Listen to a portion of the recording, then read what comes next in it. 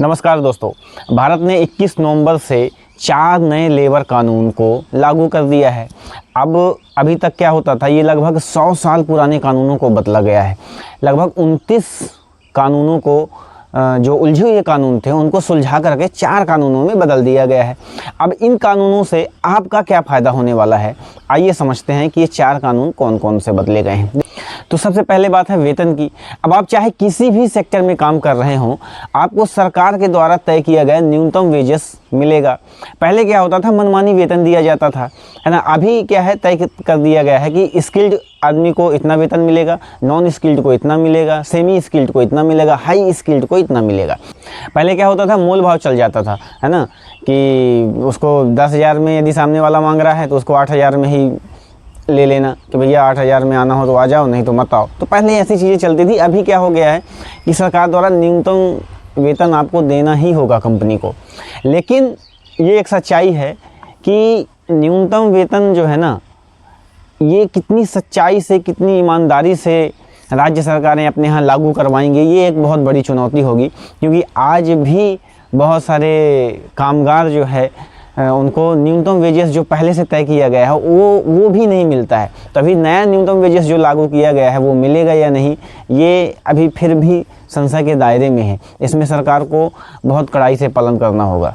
दूसरा चीज़ है gig workers को। देखिए, इसी के साथ में ना गिग वर्कर्स को जो है सुरक्षा दी गई है। यानी कि गिग वर्कर्स यानी अस्थायी तौर पर काम करने वाले कर्मचारी, जैसे कि स्विगी में काम करने वाले, जोमेटो में काम करने वाले, ऐसे कर्मचारियों को बीमा, पीएफ, ईएसआई, इन सब के सुरक्षा घेरों के अंदर रखा गया है। यानी कि कंपनी को इनका बीमा भी करवाना होगा, पीएफ, ईएसआई भी देना होगा।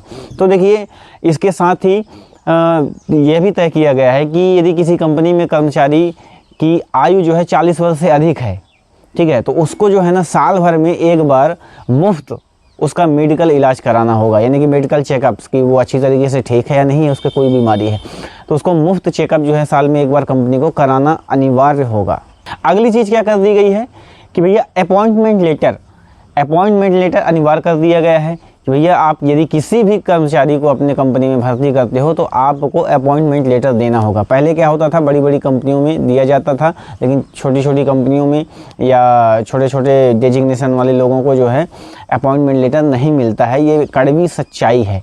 उन्हें ऐसे ही भर्ती कर लिया जाता है और मनमानी काम कराया जाता है। अभी क्या हो गया, भैया अपॉइंटमेंट लेटर आपको देना होगा, साथ में उसमें काम करने की शर्तें, काम करने के घंटे उसमें आपको दर्शाने होंगे कि आपको इतने घंटे काम करना होगा, आपकी सैलरी इतनी होगी और ये नियम व शर्तें होंगी।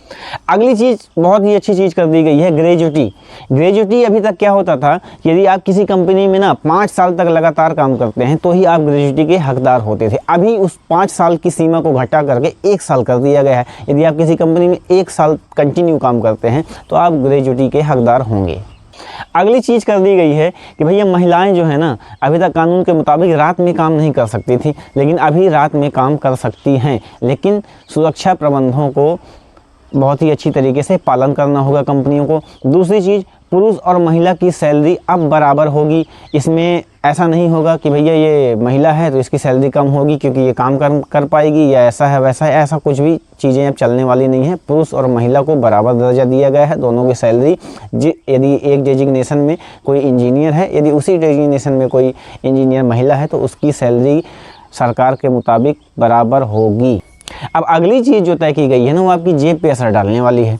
देखिए भाई साहब, नए कानून के मुताबिक आपकी बेसिक सैलरी जो है ना, वो आपकी सीटीसी का यानी कि कुल सैलरी का 50% होना ज़रूरी है। अभी तक क्या होता था, कंपनियां बेसिक सैलरी को कम रखती थी ताकि आपका पीएफ योगदान जो है कम हो सके, है ना।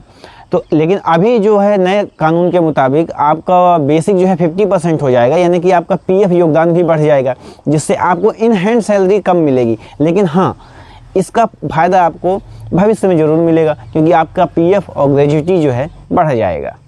और एक चीज़ और इसी नियम में जोड़ा गया है कि ओवर टाइम यदि आप कराते हो, ओवर टाइम कराने पे आपको डबल वेतन का भुगतान करना होगा।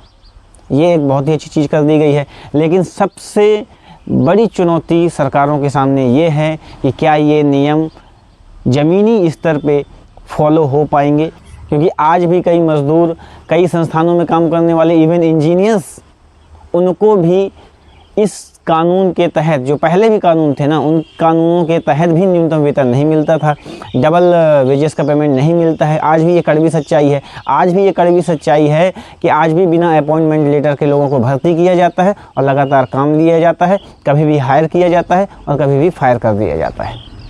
तो ये सबसे बड़ी चुनौती सरकार के सामने होगी। कानून तो अच्छे हैं, बेशक तारीफ़ के काबिल हैं, लेकिन इन कानूनों का पालन क्या ज़मीनी स्तर पर हो पाएगा या नहीं, आपको क्या लगता है कमेंट करके ज़रूर बताएं। मिलता हूं एक नई वीडियो में नए टॉपिक के साथ, तब तक के लिए आप सभी का बहुत बहुत धन्यवाद।